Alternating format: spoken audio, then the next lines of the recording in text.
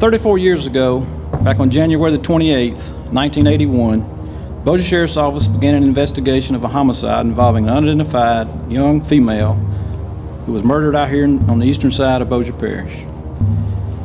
Over the years, she was known only as Jane Doe. Most recently, with the creation of the Facebook page, she became known as Bossier Doe. For more than 3 decades, the identity of this young lady has been a mystery. Today, we can now say the mystery is over, and her family now knows who she is. They're getting answers that they've been seeking for more than 34 years. The identity of Bossier Doe is that of 17-year-old Carol Ann Cole from Kalamazoo, Michigan.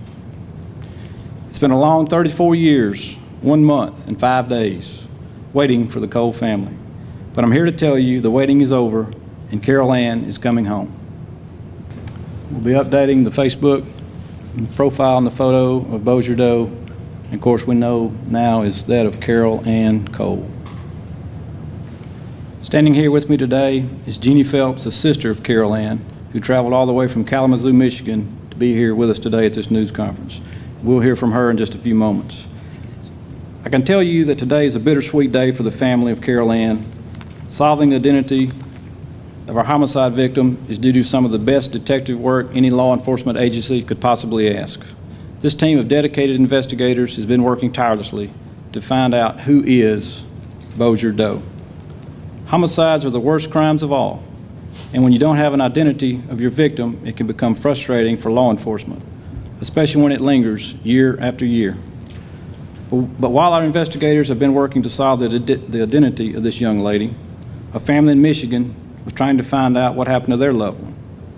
They wanted answers, too, and not knowing also lingered year after year.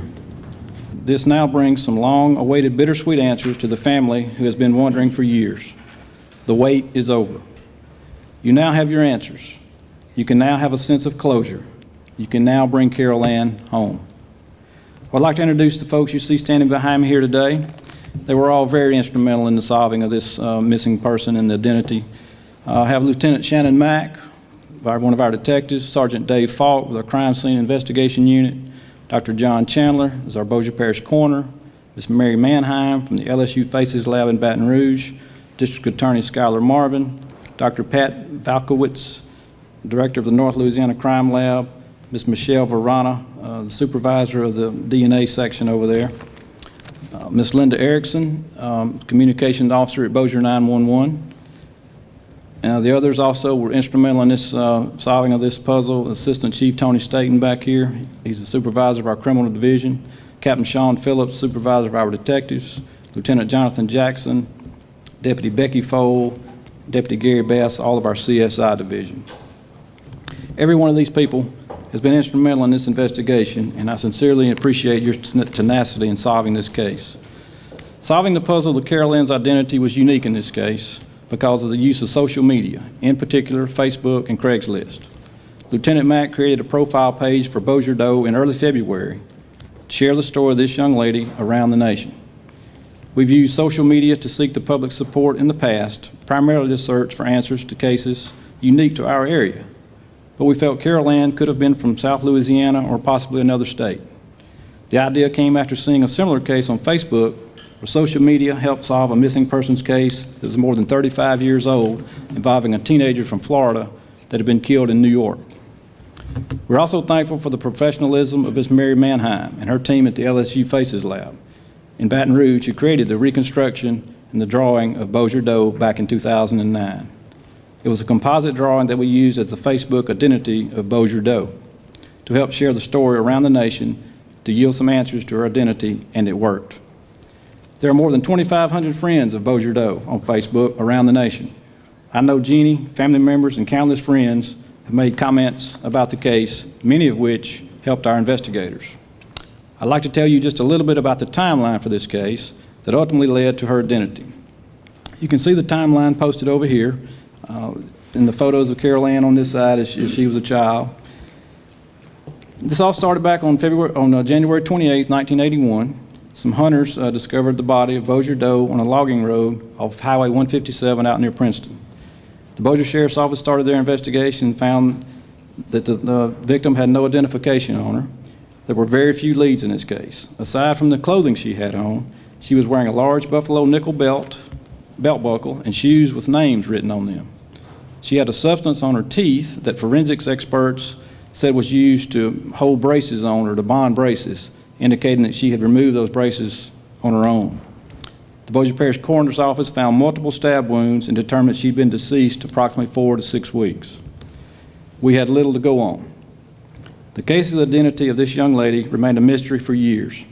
With improvements in technology and the advancement of crime scene investigations, forensics, DNA, and missing persons databases, in September of last year, I directed our detectives to reopen the case. Even after all these years, this was someone's daughter, sister, who wanted answers. We were determined to provide them. Our detectives diligently searched more than a dozen missing and unidentified person databases. In November of 2014, an additional DNA extraction from the teeth of Bossier Doe created a full DNA profile, which would ultimately play a critical role in solving her identity. Our detectives conducted television and radio investigations and interviews to share the story of Bossier Doe with the public in hopes of finding answers to her identity. There were a few leads here and there, but nothing really concrete, or nothing panned out. While we were conducting our investigation here in Bossier Parish, a family in Michigan, some 950 miles away, was continuing the search for their loved one.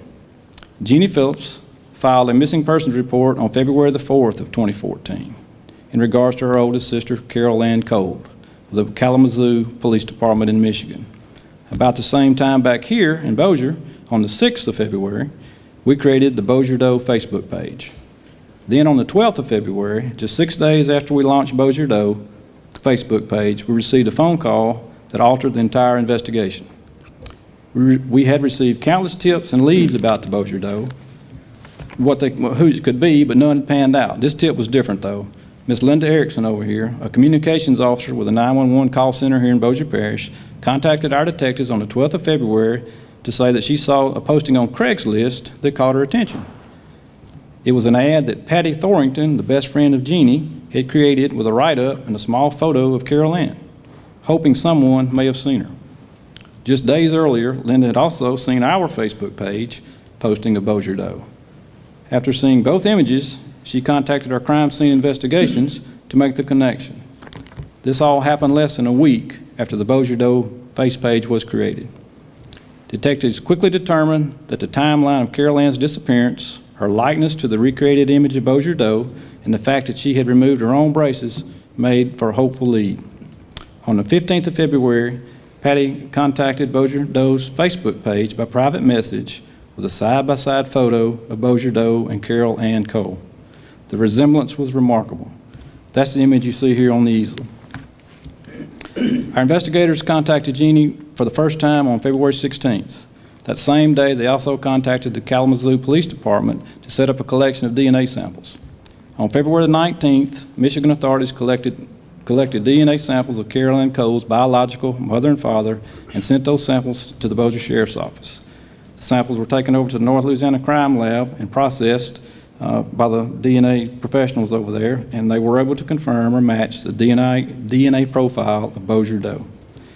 The waiting then began. We anticipated a few weeks, but let me just tell you, they did an outstanding job, folks. They could have taken longer, but they knew the urgency of this, and they really did a fine job, and we appreciate them getting that back to us like they did. They did an amazing job. We knew all along there was a family in Michigan that also wanted to know who this person was. But I'm here to tell you, Jeannie, the wait is over. At this time, Jeannie, the sister of Miss Carol Ann Cole, would like to read a statement. All I can think right now is, wow, I finally found Carol Ann. Definitely not the way I wanted to find my sister, but I never gave up on finding her. There was a sense of relief, but also a deep sadness. The past couple weeks while waiting for the DNA results seemed like forever compared to the last 35 years.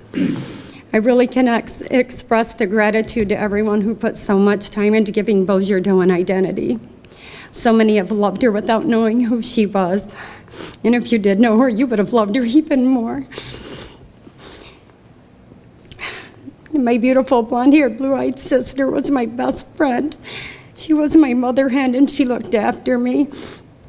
I was very mischievous and naughty, and she'd always redirect me and keep me from getting into trouble. Carol Ann was a very sweet, loving girl. She always had a knack with younger children, and she would have been an awesome mother. She was robbed of the chance to do that. I was robbed of my relationship with the best sister ever. Carol Ann was so caring and loving. She was quiet and easygoing. She sure did have the patience of a saint when it came to her annoying little sister. I know she loved me too. We were together our entire childhood until the day she moved to Texas with our mom. She was 15 and maybe thought she would experience an adventure. I know she did not want to leave me forever. After years of no contact, the reality set in that I probably would not find her alive. She always kept contact with someone in our family via phone calls or letters. And all of a sudden, contact stopped fall or winter of 1980. This is not how I wanted to find Carol Ann. 35 years I longed to have my sister beside me. Think about it, 35 years missing someone, not knowing what happened to them. Recently, I came to realize that Carol Ann has been beside me this whole time, still redirecting me as she did when we were children. After I got the DNA results, and they were conclusive, my 8-year-old granddaughter heard me say I finally found my sister. She said, "Grandma, is she going to come stay with us?" I was speechless. Oh, I wish she could come stay with us. My reply to her was, "She can't come stay with us, baby girl, but she's with us." I love you, Carol Ann. My sister Carol Ann has been found. Beaujardot has an identity. This is only part of a 3.5-decade mystery, and I do hope the person or persons responsible for taking my sister's life are found and justice is served. And to anyone out there searching for a loved one, never give up hope. Regardless of the end result, there's a sense of relief when you finally find them.